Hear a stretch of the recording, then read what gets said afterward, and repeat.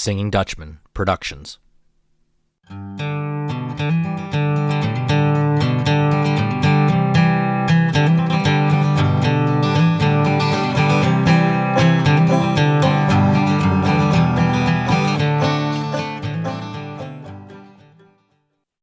Hello and welcome to Doug's Front Porch, a podcast where I get to sit down with friends old and new and have honest conversations.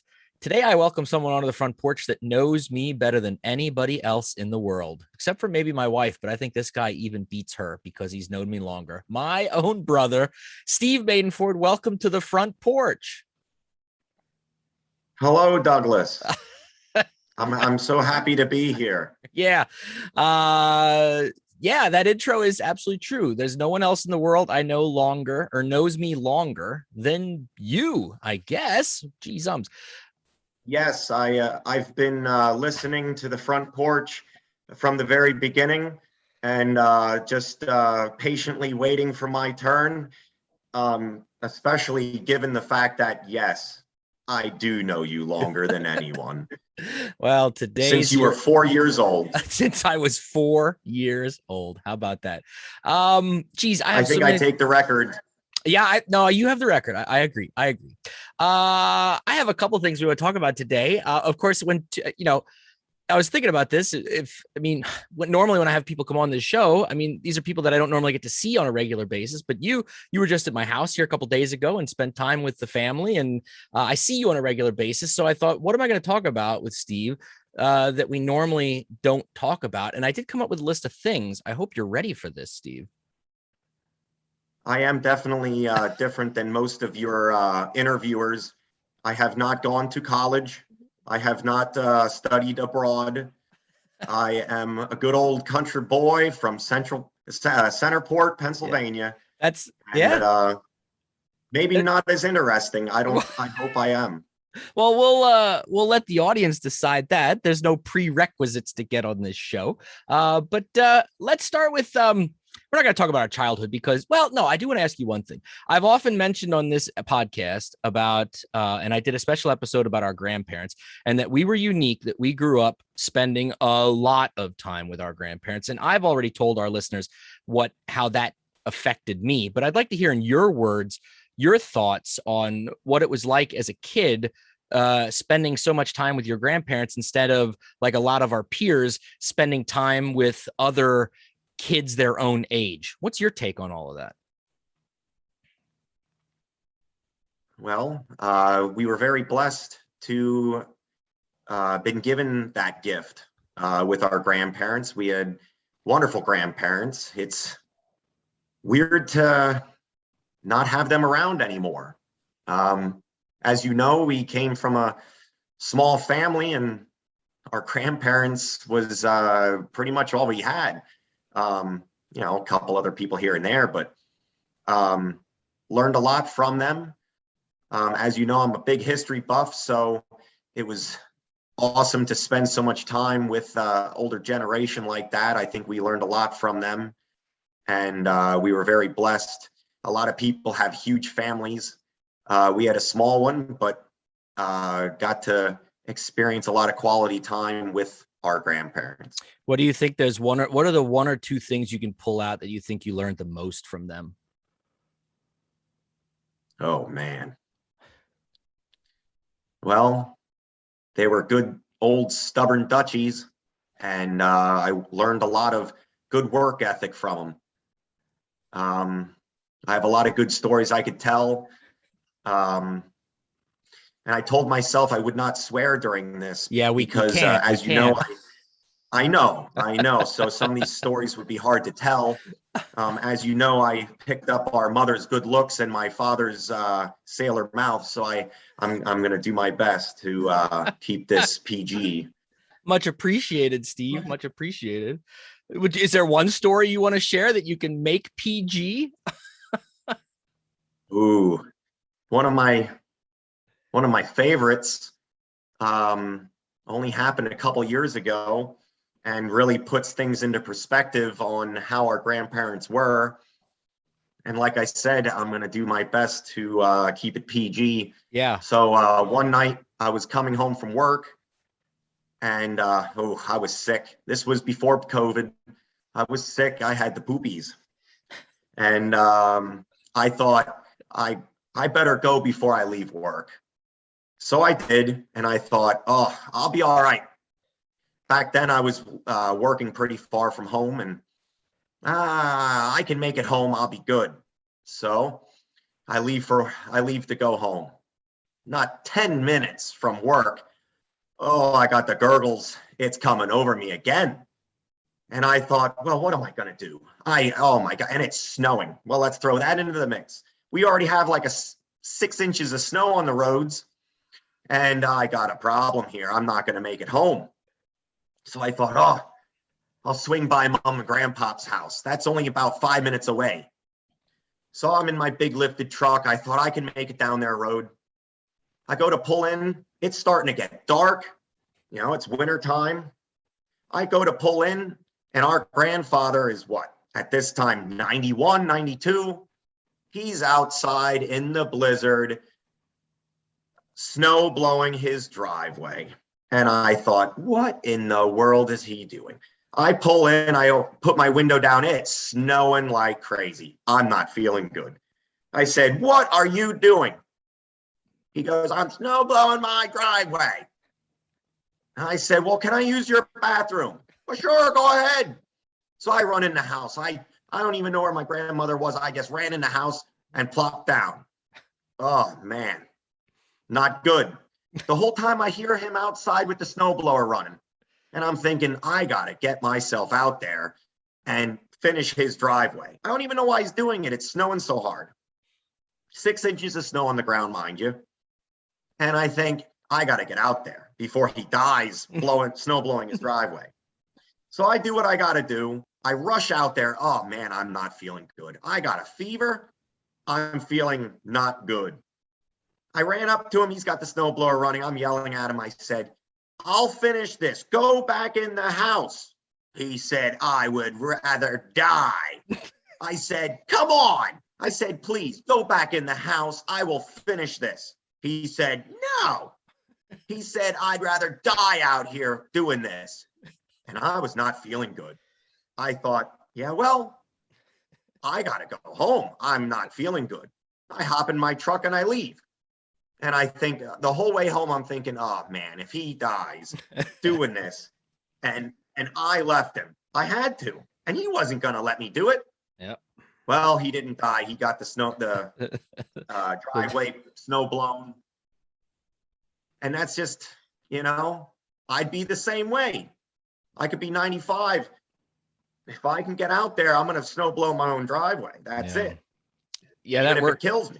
That work ethic was definitely something that all 4 of our grandparents had. That I've said that before on this podcast. That's probably one of the greatest gifts that they gave me, was that idea of what it means to work hard and why we do that. So I mean, it's a story exactly that makes sense given who they were, for sure. You know, I left for college and you were just coming into high school. There's 4 years apart between us. So I moved away. 5 years in school. 5 years in school, right? 4 years in calendar time. But your whole era in high school, I was away for. And that's really when, in all honesty, you got interesting, but I wasn't around to experience that because I was away. And there's one thing you got involved in high school, and which is not normal for the average person. And that was Civil War reenacting. How old were you when you started that? And how did that journey start for you? I was 15 years old. History, but mainly the Civil War, was always a big deal for me. And if we're going to talk about family, I contribute that to our uncle. We spent a lot of time at my grandparents' house, and my uncle had physical condition that and you talked about him on the show before, that he was unable to walk his whole life. So he lived with my grandmother his whole life. So he was always there, and he always had a really good collection of Civil War books. So what did we do? We sat there and read about the Civil War as kids. And that's where it all started. And I decided I wasn't always the scholar. You were the scholar. I was the one going out and working on the farm and stuff, working with my hands. And it was more interesting to me to physically do stuff than read about it. So I thought, I want to get into Civil War reenacting. Found out there was a unit, an organization in our area from Hamburg area, and I hooked up with them. At 15, I wasn't old enough to carry a musket. You have to be 16, of course. And they had me carry a flag called a guidon. So the first year I was in it, I carried a guidon. I was out there. I didn't care. I was out there and I was living it, living the dream, man. I was loving it. Then a year later, I was old enough to buy a musket, carry a musket, and I worked my way up through the ranks. It was an awesome experience. What was so awesome about it? You were living history. You got to wear a uniform and play soldier. And I was around like-minded people that also shared a very strong interest in the Civil War. If you're going to throw wool on and run around in 100-degree weather in Virginia, that's screaming that you're a big history buff. So I was around very like-minded people, and I learned a lot from those people. Well, tell the story about the greatest event that reenacting got you involved in. I haven't done a whole lot of cool things in my life, but this is right up there. In the time that I was reenacting, I believe it was during my sophomore or junior year of high school. At that time, I was hot and heavy into it. And the movie Gettysburg, I wore that movie out, watching it all the time. Well, it was about 10 years after that, they decided, well, they're going to make the sequel called Gods and Generals. So it was going around the reenacting community. Oh, man, you got to get your application in and try and get in on the movie as an extra. Well, absolutely, I did. Took a picture of myself in my uniform, and they saw me in my uniform, skinny little young kid. They thought, oh, man, this kid's perfect for the movie. So they accepted me. They gave me a couple of dates that I could show up to the movie set, and I picked one. A guy that I was reenacting with at the time, we called him Doc Peters. Great guy. He portrayed a surgeon in the Civil War, and him and we went down to Virginia. I took a whole week off of school. I actually went into the principal's office and I asked, hey, I have an opportunity to do something, but I need a week off of school, and I don't want to get in trouble. He goes, well, what is it?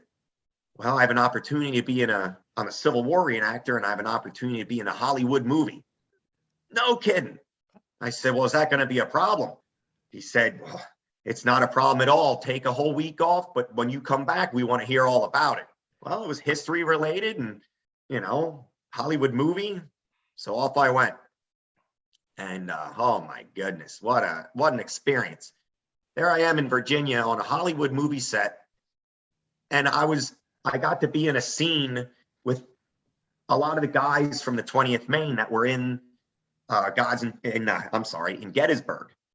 Oh my gosh, I'm losing my mind. I'm on the movie set with Jeff Daniels and Kilrain, the sergeant in the 20th Maine, and C. Thomas Howell, who played Chamberlain's brother, the lieutenant. I'm on the movie set talking to them, getting their autographs. I was losing my mind. It was a dream come true. Got to meet the director, get his autograph. I met Stephen Lang, which in Gettysburg, he played Pickett. In Gods and Generals, he played Stonewall Jackson. And I got to eat dinner with him the one night, get his autograph. It was unbelievable. Did you die in the movie? No. I was in a scene where a guy's head got blown off, but I made it back to Pennsylvania. Oh, yes. Okay.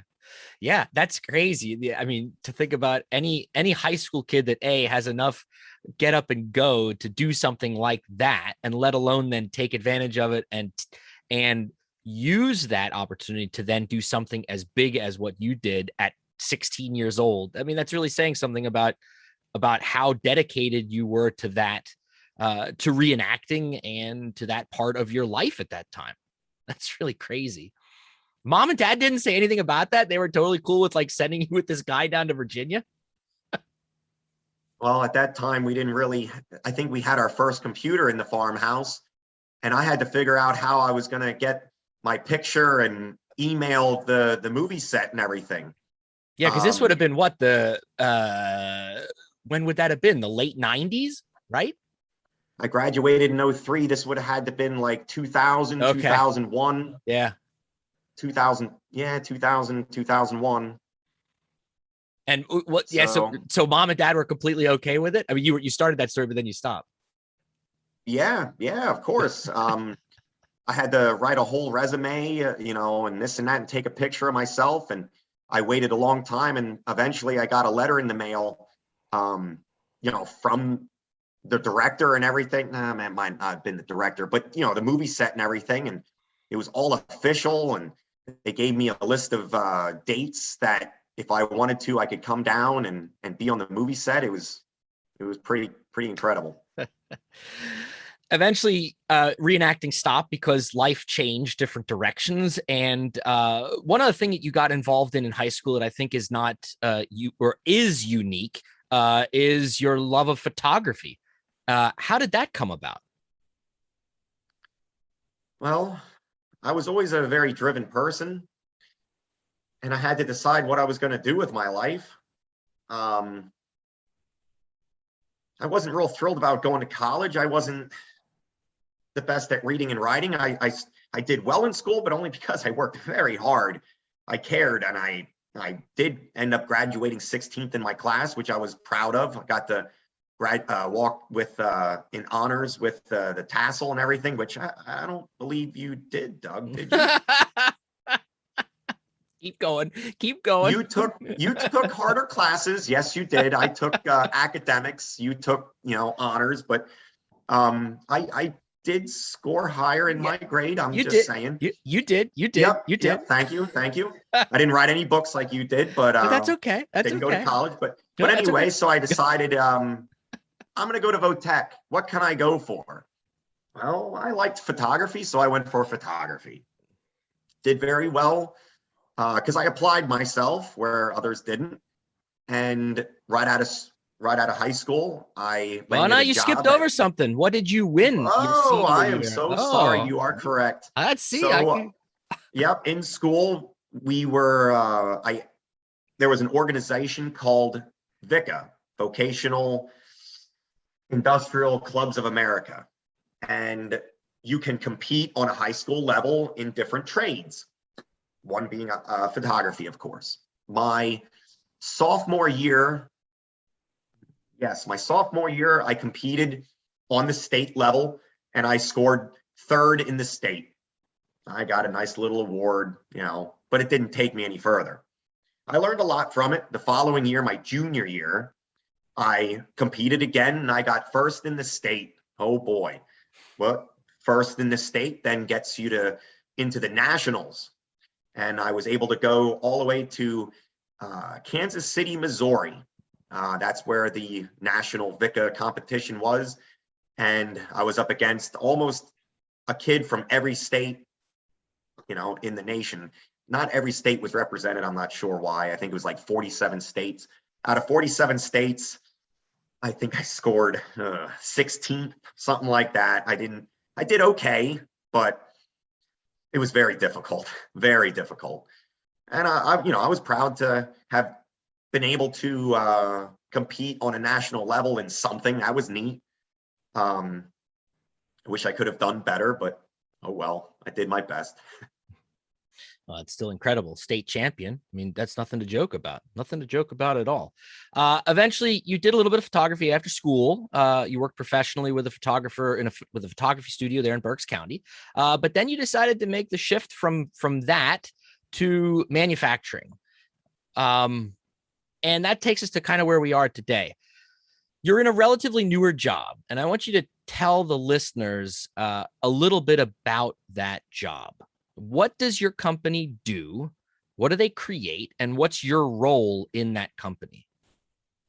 Well, like you said, I did photography for 3.5 years, and I decided it wasn't for me. It was too much computer work, and I grew up on the farm. That's what I loved. I worked on a lot of farms, and I wanted to work with my hands. I wanted to make more money. I wanted to, I don't know, do more, I guess. So I got into manufacturing. A lot of my friends were doing it. They were making good money. And, just a high school educated person can go make good money. In this area of Pennsylvania, we have a lot of opportunities for manufacturing. And so I was able to get in at a battery manufacturer and worked my way up from production, running machines, to quality, and then into management. My experience as a production manager for 10 years in my previous job, I learned a lot. I really tried, just like in school, nothing came easy to me, but I really put my mind to it and decided I want to be a manager, and I want to be the best manager I possibly can. So I learned a lot, and eventually decided I want to do more. The company I was working for was very large. It was very difficult to move up in the company, and so I decided to start looking for other jobs, and I landed a production manager position at a company called CoreMart. I'm now with CoreMart for a year and a half, and I love it. It's a smaller company. I'm away from the corporate America crap, and it's a small family-owned business, second generation, and there I'm not just a number. I'm one of the head managers and making a difference. What does CoreMart do? What do they make? CoreMart makes foundry supplies. My previous experience of 14 years, I was making batteries. I can tell you anything you want to know about a battery. Lead acid battery. Right, car batteries, that type, not little like double A's and triple A's for our listeners. Yeah. Commercial batteries, lawnmowers, automotive, marine batteries. I can tell you anything you want to know. Well, now I'm going into the foundry manufacturing industry, not knowing anything. Well, I know how to manage a company. I know how to manage manufacturing. So I had that going for me. But I needed to learn, start from scratch, learning the foundry world. And just like high school, I applied myself, and now I can tell you almost anything you want to know. I'm still only getting started, but I know a lot about the foundry world now. So here's one thing I've often wondered about with you that I never asked you about. So at Deca, that was the battery place. You started at the lowest rung of the ladder and you worked your way up to the point where you were managing other people. And then you walked into this job, and that's where you started. You started managing other people. Where did you learn the skills? Because working on a factory line is one set of skills, but managing people is a completely different set of skills. Where did you learn the managing people set of skills? Well, that's an extremely good question. And sometimes I wonder myself how that happened. But I always, I don't like sitting back and watching things happen. I want to be the point man. I always had the desire I wanted to be the go-to guy to make things happen, to make things better. On the lower rungs of the ladders, like you said, there were a lot of managers that shouldn't have been managers, good and bad. I had a lot of good managers and bad ones. The good ones made me want to be a manager, and the bad ones made me want to be a manager. I took the good from the good ones, and the bad ones, I learned what not to do. And I just hated how people stepped up to these positions and then just wanted the title and the money. They didn't do anything with it. They didn't help out the guys below them. They didn't care about the guys below them. And I wanted to be that good manager. Going to work every day stinks. And I wanted to be in the position to make other people's jobs a little nicer.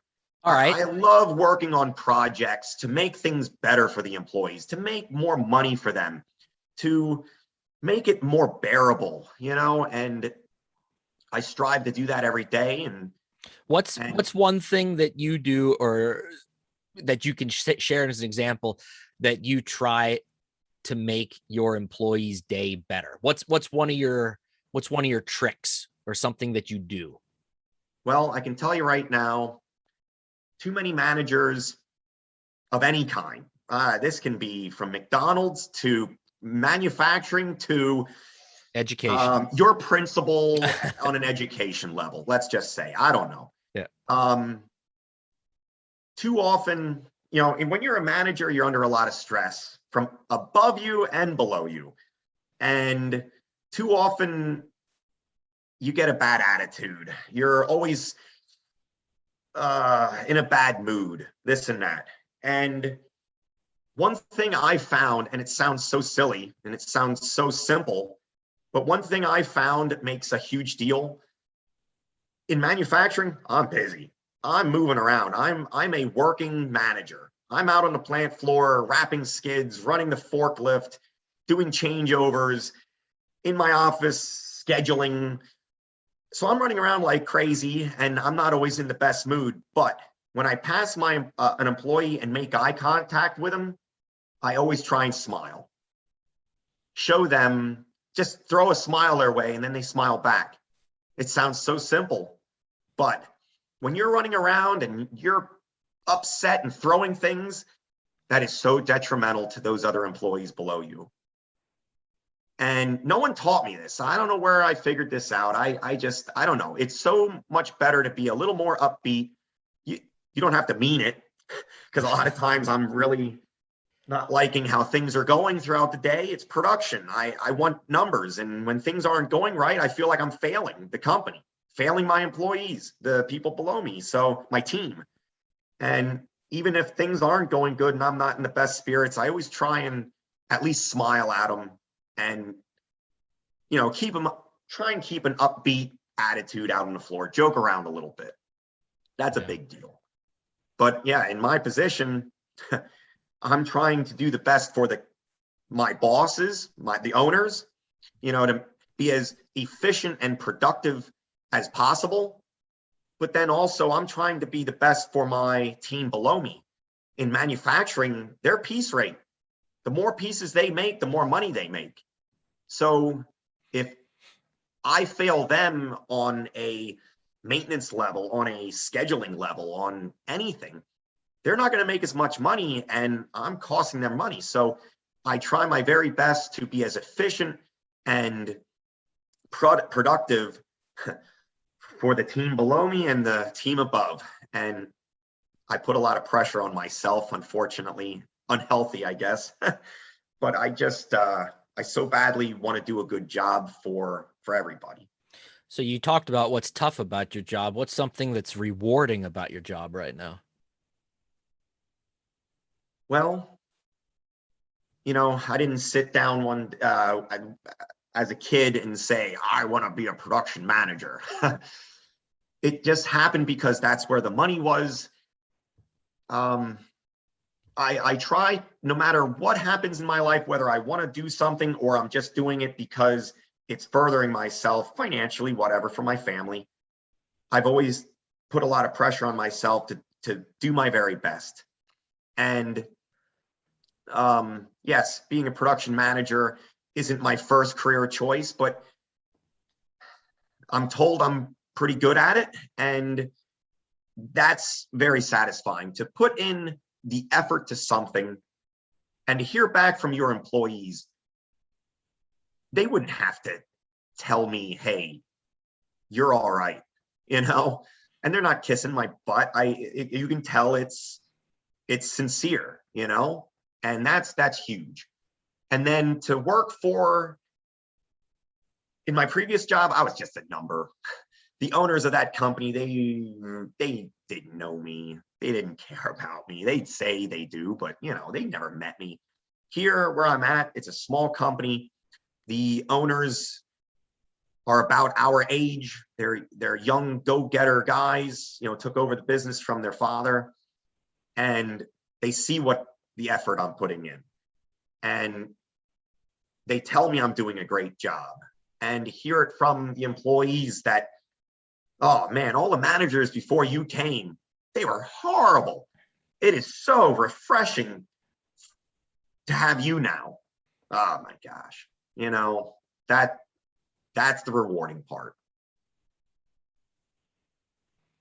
How do you, a major part of you, of course, you've talked a lot about your jobs, and we talked about your history with like photography, and you have a very, very strong artistic side.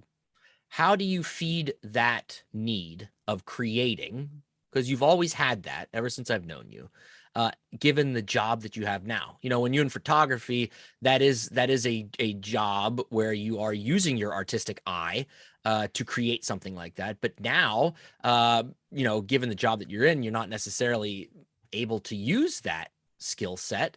How do you feed that desire, that artistic part of you today? I don't very much, and it's killing me. And for a very long time, when I got into manufacturing, I was money hungry. I wanted to get ahead. I wanted to pay off debt and make a life for myself and my family. And I worked a lot. I worked a lot of weekends. I worked crazy overtime. I stopped doing Civil War reenacting, didn't sell any of my stuff, but I walked away from history, Civil War, photography, stuff like that for many, many years. And it's only recently in this new job that I have my life back. I'm not working weekends anymore. I have my evenings. I'm not working crazy overtime. The effort's still there, but I'm not working the crazy overtime. And I decided that's it. I'm going to revisit things that gave me joy before. So I picked up the Civil War stuff again. And I don't do too much photography anymore, but it's the Civil War that I'm really getting into again. And it's like an old friend, and I can't do anything half-assed. Is that a okay word to use? Yeah, we'll let that slip. We'll let that slip. Thank you. I got to be myself a little bit. And I'm jumping right back into it. And so my creativity, I so badly want to start making things. And I have the entrepreneurial spirit that I would love to start my own little side hustle business. And I always think to myself, what could I make to feed that creativity, right? And I just don't want to make just anything. I want to do something that I'm going to be passionate about and do the best job possible. So I'm thinking, I love history.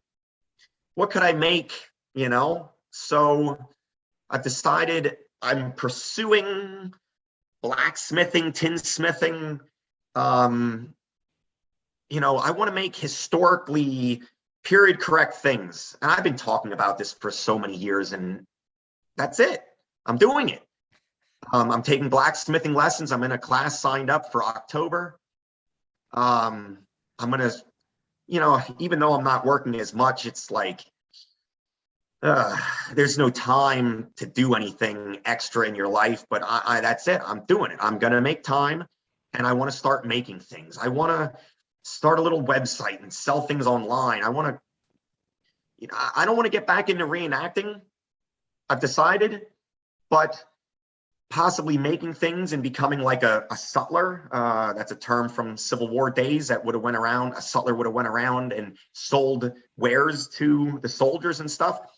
I just think it would be neat give me an excuse to go to the reenactments, throw on the wool and make a little money, possibly, hopefully on the side and things. So I'm tired of just talking about this stuff. So I haven't done anything yet, but I'm in the very beginning stages of actually doing something with it. If there's one thing that you've always been throughout your whole life, it has been that if you said you're going to do something, you always do it, which is not the case with a lot of other people, myself included to a certain extent. So I've often thought about that aspect. I don't know where that comes from. I'm trying to think of like from our family who had that sense of, well, I guess our uncle, going back to our uncle, I want to do something, I'm going to do it. Here was a guy that was paraplegic his whole life. And at like age mid 30s, early 40s, he said, I'm going to college, which made no, he didn't have to, but he wanted to do it and he did it. And maybe that's where you get that from. I don't know. I don't know who else in our family had that kind of like, I want to do something, I'm going to do it, and then actually follow through and do it. I think I know where it came from. Oh, and you're going to love this. And I'm not just making this up.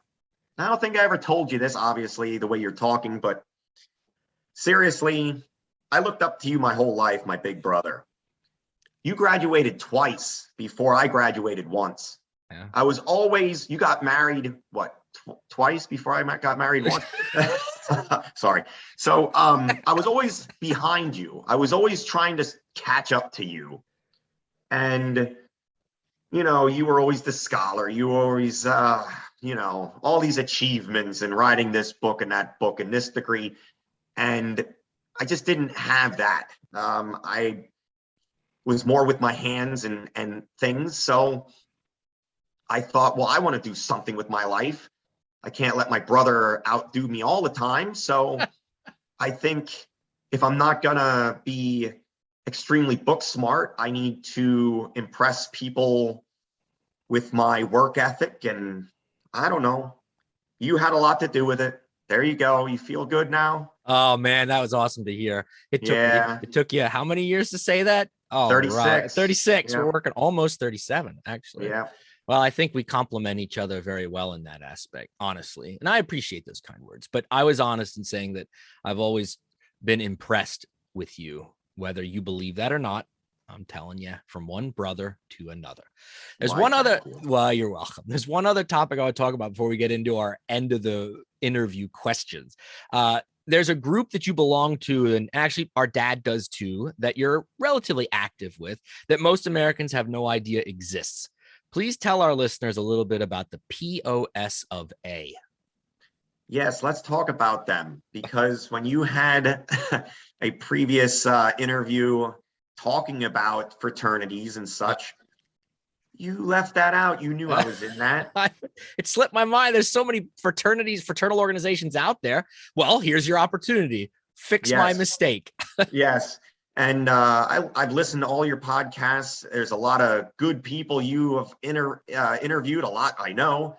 And most of the time when I'm listening to your podcast, I'm mowing grass. And, when I'm mowing grass, so many times I think to myself, if he ever asks me to be on this, what am I going to say? And, that was one episode that I'm like, wait till I see him. He didn't say something about the POS of A. So here we go.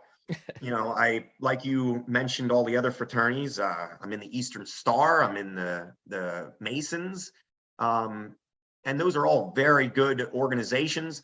But man, did I find an organization that I'm very passionate about, the POS of A, Patriotic Order Sons of America. The organization was started December 10th, 1847. So it's very historically based, lots of history, and I'm a patriot. I bleed red, white, and blue. So this organization is right up my alley. The organization was started by Revolutionary War veterans. And they decided that this country needs to be as patriotic as possible for it to survive. It wasn't that long after the Rev War and everything. And the country did have a lot of hardship, ups and downs at the very beginning. And this organization was to educate the younger generation of men and women to be patriotic, to want to do good for your country, to help out the country, to fly the American flag, be as patriotic as possible. And the POS of A has done a lot of great stuff over the years. One of their crowning achievements locally in my area is they helped to preserve Washington's headquarters at Valley Forge. If not for the POS of A, Valley Forge really wouldn't be what it is today.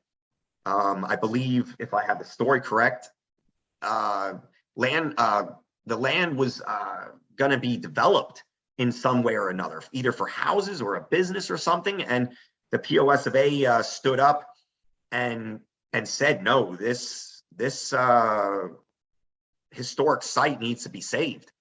And because of the POS of A and other organizations, we were able to save it. And the POS of A actually has a building on site there that honors the POS of A. And if you haven't been to Valley Forge, it's something to see. It was very well preserved, almost lost to history, and you should really stop by and check it out. It's, and every year the POS of A, our thing is flags. We put out flags on graves all the time. We donate flags to the PA Capitol, to schools, many historic sites. So that's, it's an organization that gives back to the community in a patriotic way. And it's just a great group of guys promoting patriotism and history. It's a really good deal. So if anyone wants to learn more, they have a website, they have a web presence. You can just Google search Patriotic Order Sons of America, and people can probably find out if there's a local chapter near them, or, how they could get involved in that group. So I just wanted to you're right. We didn't give them a shout out on that fraternal episode with Seth Anthony, but we gave them their shout out today. How's that sound? Yes, thank you. You're welcome. Yeah, it was like most fraternal organizations, it was very big at one time. They had thousands and thousands of members nationwide, and now to this day, it dwindled, and now the organization only really exists here on the East Coast, primarily in Pennsylvania. Most people have no idea about the organization anymore, and it's sad. It's a dying thing, but we're trying to do our best to keep it going. Yep. Well, Steve, as you know, since you listen all the time, every interview ends with 10 quick questions that I ask all my guests. Are you ready for your 10 quick questions? Yes, I am. All right. Did you write out answers ahead of time? No, I'm gonna act like I have no clue what you're talking about. Perfect. All right. But I still am not that prepared. Okay. Number one, what's your morning drink of choice? Coffee. Must have sugar, must have cream. Perfect. Just like me, like brothers we are. Number two, who is a go-to musical artist or group for you? I love music. That's a hard question. I love country music. I'm a country boy. But it would have to be anything country, bluegrass, folk,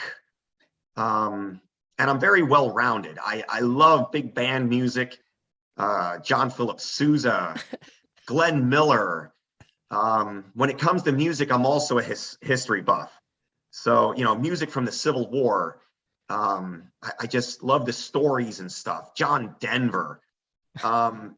It's too many to list, right? Yes. All right. I don't know. Sounds good. Number three, what movie can you watch over and over again and it never gets old? There again, I don't know what to say. Oh, there's got to be one you can say. Come on now. I'm a history buff, so I have to say Gettysburg. Okay. Yeah. There you go. There's so many other good movies. Give me one. Give me one of your favorite comedies. Comedies. One of. I don't know. I love Good Will Hunting. What a great story. That's a great film. You want to talk about inspirational. I love watching movies like that because it redirects your mind on life and things. Forrest Gump, a comedy, Spaceballs. Perfect. That was the answer I was hoping you were going to say. All right, number 4. What's the last thing that you read? I follow a gentleman. He also has a podcast.